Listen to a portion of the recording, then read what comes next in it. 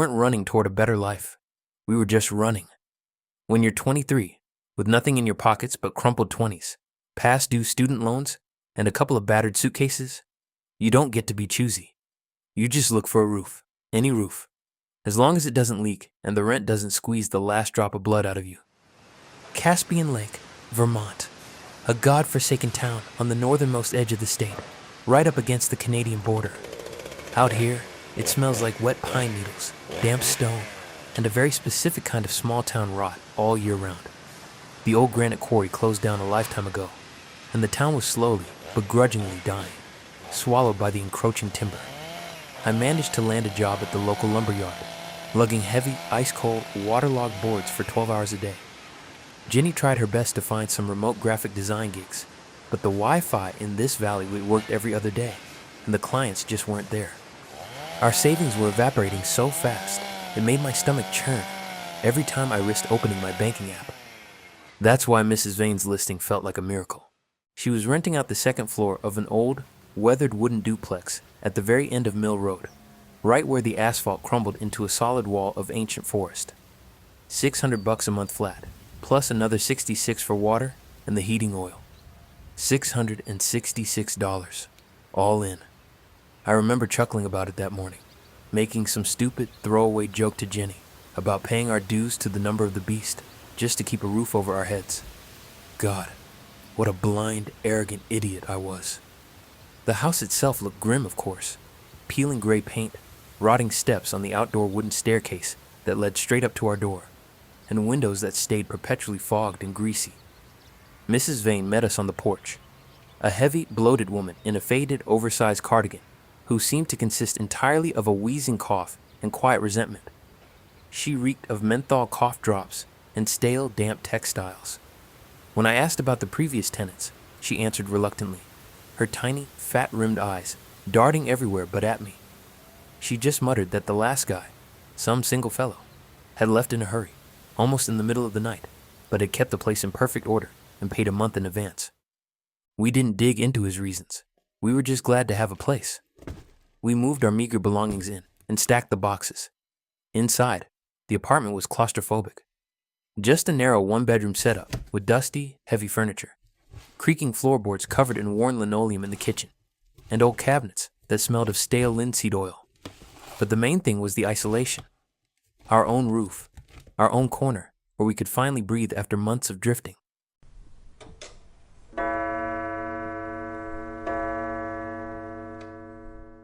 The first warning shot fired that very evening, just as we finished carrying up the last of the boxes.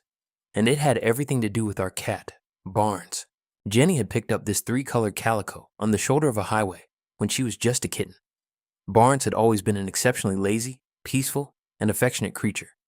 She never scratched, never hissed, and loved nothing more than curling up on Jenny's lap, purring like a tiny engine. But the moment I stepped over the threshold of our new apartment, carrying her plastic crate, the animal completely snapped. A deep, guttural growl vibrated inside the plastic box, a sound I had never heard her make in her life. When I unlatched the door, Barnes didn't just walk out.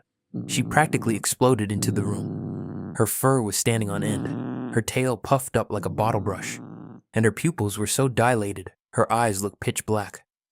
She let out a wild, feral hiss, staring not at us, but past us, straight into the shadows of the empty hallway.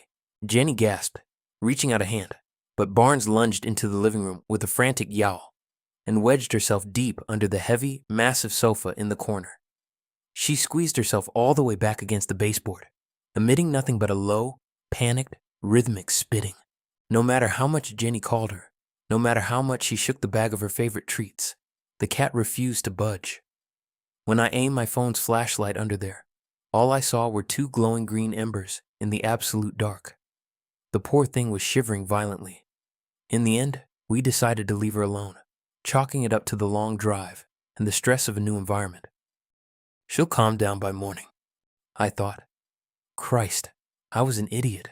I remember sitting in the cramped kitchen, deep into the night. It was around 2 a.m. On the table sat an empty tin can of Bush's baked beans that I'd rigged into a makeshift ashtray. I was smoking cheap, hand-rolled drum tobacco, drawing in the bitter smoke and staring out the window at the black tops of the pines swaying in the wind. The house was wrapped in a suffocating, heavy silence. Only once in a while, from downstairs, through the thin floorboards and the cheap insulation, came the dry, hacking cough of Mrs. Vane. For some reason, that sound didn't make me feel less alone. It just made my nerves twitch.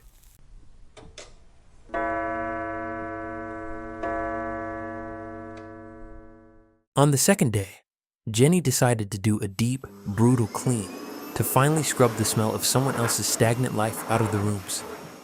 Toward evening, she shut herself in the bathroom, determined to scour the old tub. It sat on rusted claw feet and was completely covered with yellow stains from the harsh local well water. Barely 2 minutes later, she called out to me. Her voice was thick with disgust. Sam, get in here. Look at this. The water isn't draining at all. It's backed up to the brim. I walked in. The water in the tub was indeed sitting there, gray, soapy, and completely still. I sighed, tracked down an old wire coat hanger from the closet, ruthlessly straightened it out with a pair of pliers, and bent the tip into a crude hook. I expected to pull up the usual gunk, a clump of lint, soap scum, and dust that always builds up in these rentals. I shoved the wire deep into the dark, foul-smelling drain hole, twisted it around, and hauled it back up. The metal came out hard, catching on something dense. What I dragged into the light made my stomach turn, and Jenny backed all the way into the doorframe, slamming her hand over her mouth. It was a massive, long, slimy rope of black hair. It was unnervingly coarse, more like a horse's mane than human hair, and it was coated in a gray, foul-smelling sludge. The whole clump reeked of swamp rot and wet earth. But the real horror was the detail. Jenny had light, chestnut brown hair, cut into a short bob. This hair was long, midnight black, and there was so much of it. It looked as if someone had spent hours, week after week, combing it down there, or tearing it out of someone's scalp directly over that drain. Fighting down a sudden gag reflex, I jammed the disgusting mess into the plastic trash bin under the sink and scrubbed my hands with dish soap 3 times, but the sensation of that greasy film on my skin wouldn't leave me. That same evening, we realized Barnes was gone. She wasn't under the couch. She wasn't behind the wardrobe. We tore that small 1-bedroom apartment completely apart.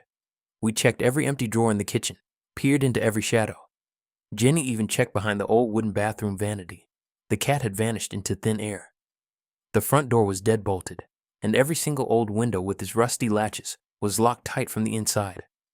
The animal physically could not have left. Jenny sat on the bed, quietly weeping and clutching an empty carrier, while I wandered through the rooms, listening to the old timber of the duplex groan against the wind blowing in from the woods. There was no logical explanation, and that realization left a cold, wet finger tracing down my spine.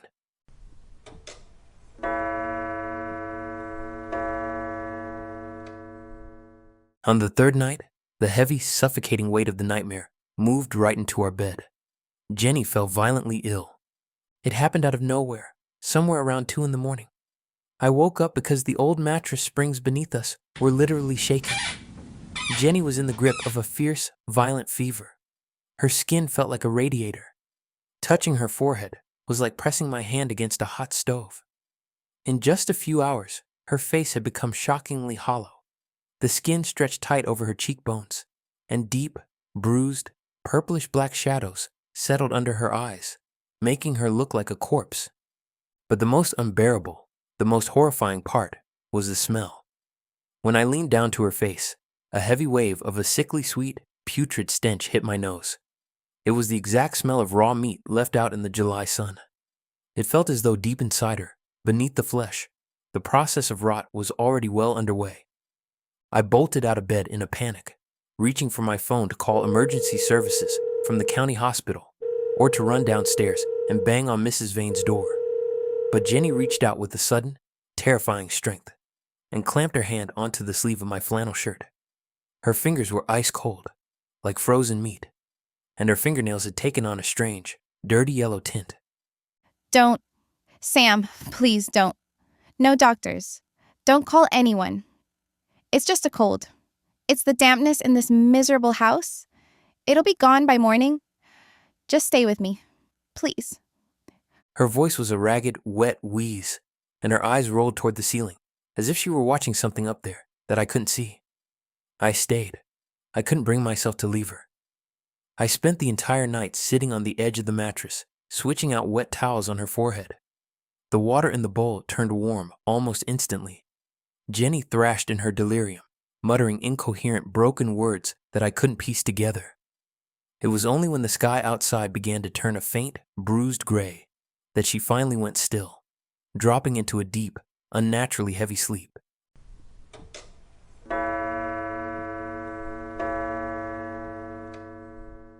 On the fourth morning, what I thought was a miracle occurred. Looking back, I want to curse my own blind stupidity. Jenny woke up at exactly 8 o'clock. She sat straight up in bed, threw off the blankets, and stood up. The fever was gone without a trace. An unnatural flush burned on her cheeks. Her skin was cool, and her temperature was a perfect 98.6. But it wasn't my Jenny anymore. That internal compass you develop when you live with someone you love was screaming at me. Something is wrong. Run. Her gaze was completely wrong.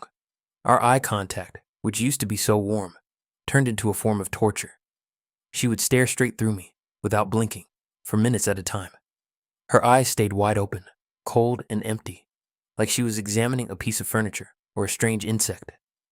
She almost completely stopped speaking to me. To any of my questions, to any casual remark about how she was feeling, she would only give a short, sharp nod or a shake of her head. But the worst part was that she started doing things that used to disgust her. Jenny had always hated cooking, preferring to order a pizza or grab microwave meals from the gas station diner. Now, she stood over the old kitchen stove for hours. She was boiling some kind of dark, foul-smelling herbal sludge in a deep pot, filling the entire apartment with the stench of swamp mud and boiled bone. When I asked her what it was, she didn't answer. Her hand just kept moving the old wooden spoon in a slow, mechanical circle. And she kept humming. It wasn't a song from the radio. It wasn't anything they played on the local stations. It was the same monotonous, creaking, endless drone on a single note. No words, just a low, guttural vibration.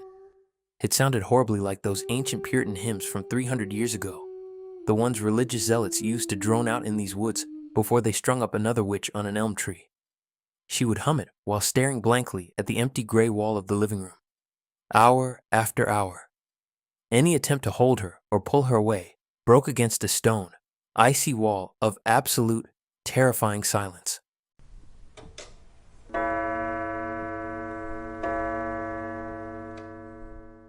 On the fifth night, the thin thread holding my sanity together finally snapped. I woke up in the dead of night to a strange, rhythmic sound coming from the entryway. Thud, thud, thud. The sound was dull, heavy, muffled by the old wallpaper. My wristwatch on the nightstand read exactly 3:15. The room was filled with the suffocating, icy frost. The old wall heater had shut down. I turned my head, and my blood ran cold. Jenny wasn't there. Her side of the bed was neatly made and already freezing to the touch. I got out of bed, carefully avoiding the creaking boards, and slipped out into the hallway. The narrow corridor was flooded with a sickly blue moonlight spilling from the kitchen window. Jenny was standing there. She wore nothing but a thin white nightgown that looked gray in the half-light. She stood at the very end of the hall, facing our front door. I realized she was sleepwalking, but the way she was doing it made the hair on my arms stand up. Her body was unnervingly rigid, her arms pinned straight down her sides like wooden stakes. She would take one slow, mechanical step forward, and then, with the full momentum of her weight, she would throw her forehead against the heavy oak wood of the door. Thud. Then she would freeze for a second, take a step back, and throw her body forward again. Thud. There was already a dark, wet smudge spreading on the pale wood of the frame. A wild primal terror clamped down on my lungs. Jenny. My voice cracked into a dry whisper. Jenny, for God's sake, stop. What are you doing? Go back to bed, Jenny. She stopped instantly, and in the very next second, I heard a sound that will haunt my nightmares until the day I die. Slowly, with an unmistakable, dry, splintering crack, her neck began to turn toward me. Her shoulders and her torso remained completely motionless, Only her head turned. The joints popped so loudly, it sounded like someone snapping dry kindling in a vaulted cellar. She looked at me. In the moonlight, her face was a dead, bruised gray, mottled with dark patches. Her eyes, Christ, her eyes were just massive black craters. Every single capillary in her sclera had ruptured, drowning the whites in a thick, dark pool of blood, completely erasing her pupils into the blackness. Her lips peeled back into a wide, rubbery, dead smile, exposing her bloody gums. It's so tight. Sammy, let us out. The voice belonged to her, but it came from somewhere deep in her gut, dragged up with a horrible, whistling, guttural rasp. It felt as though something incredibly heavy, ancient, and starving was trying to speak through her vocal cords, tearing them apart in the process. She took a sharp, sudden step toward me. As she did, her knee joints locked and snapped backward with a sickening pop, like the hind leg of a goat. I don't remember how my reflexes took over. I let out a wild shriek, slammed the bedroom door shut, turned the flimsy key in the lock, and threw my back against the heavy wooden dresser, shoving it frantically against the frame. For the rest of the night, until the sun finally broke, all I heard from the other side of the door was a low, monotonous, maddening scratching of fingernails against the linoleum, like something trying to burrow its way under the wood.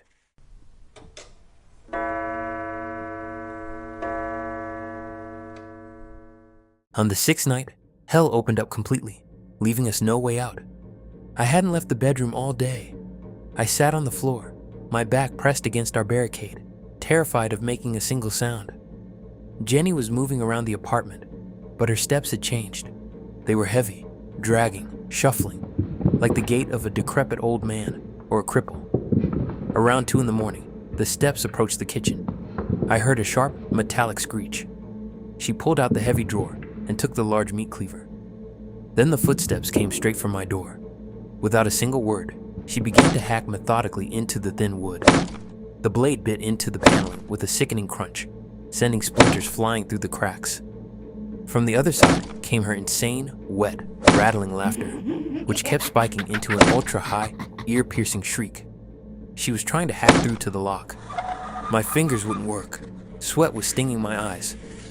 I misdialed 3 times on the screen of my old smartphone before I finally heard the distant, tired voice of the County 911 dispatcher. County 4, urgent, Mill Road, House 12, the duplex at the end. My girlfriend, she's completely snapped.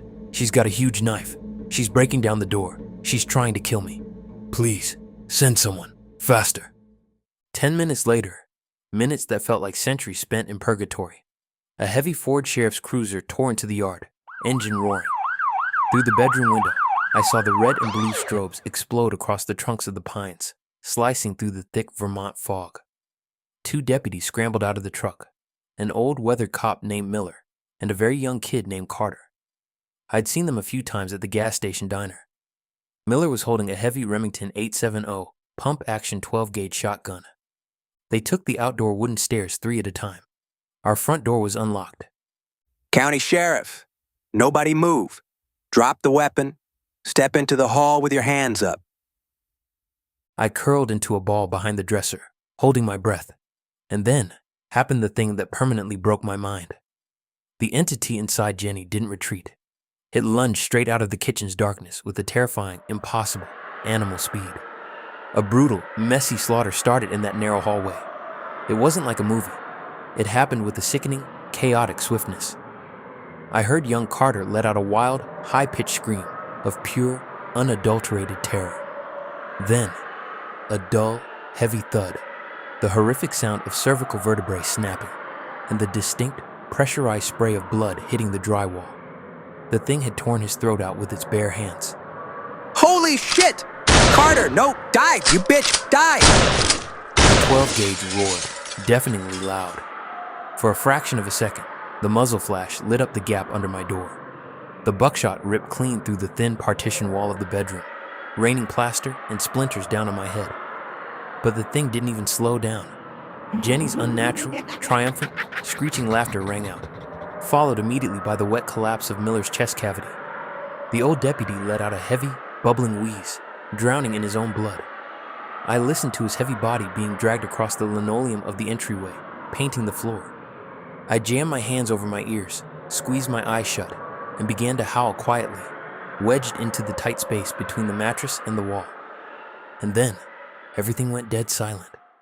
For the remaining 3 hours until dawn, I sat in a semi-conscious state, listening to only one sound.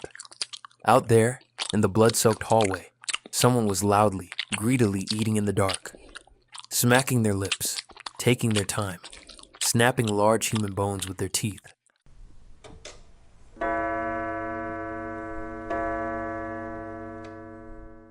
In the morning, the State Police Tactical Unit blew out the bedroom windows and swarmed the place.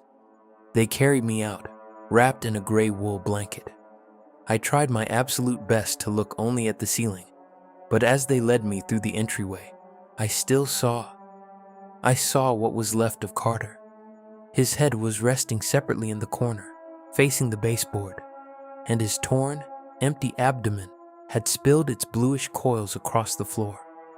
Miller lay a little further down. His ribcage was completely crushed flat, as if a loaded logging truck had rolled over it multiple times. Jenny was gone. They didn't find her in the surrounding woods, or in Caspian Lake, or up at the border. She had simply dissolved into the morning fog. A week later, while I was being endlessly questioned at the sheriff's department, one of the detectives took pity on my shaking hands and showed me the sealed forensics report from the house. The state police had run a full sweep after they pried up the old cast iron tub and tore into the floorboards. The previous tenant was a guy named Thomas Cleve, a former slaughterer from the local regional abattoir. He was a reclusive, bitter loner who had gone completely off the deep end into a filthy, underground brand of occultism. He had turned that isolated apartment into a literal breeding ground for something dark. For months, he had been bringing animal entrails home from the slaughterhouse, performing ritual sacrifices, trying to call up some ancient, starving parasite that had lived in these Vermont woods for centuries. He ended up slitting his wrists right inside that tub. And under the tub, hidden behind a tightly nailed wooden false panel that the forensics team had to crowbar away, they found a massive pentagram carved deep into the floorboards. The symbol was caked in layers of blackened, dried sacrificial blood.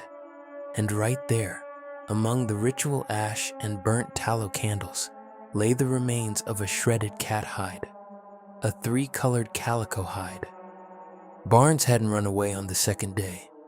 The thing Cleve had called up, the thing trapped within those walls, had dragged our cat under the tub on our very first night, using her blood to feed itself and finish its messy, uncompleted ritual. And Jenny was just the next, larger vessel. I left Vermont that same afternoon, for good. Now I live out of cheap roadside motels. I barely sleep at night. And I never, do you hear me? Never sign a lease without digging into the history of the house first. Because behind a cheap price and a landlord's smile, there might be something already sitting in the dark, patiently waiting for you to share its next meal.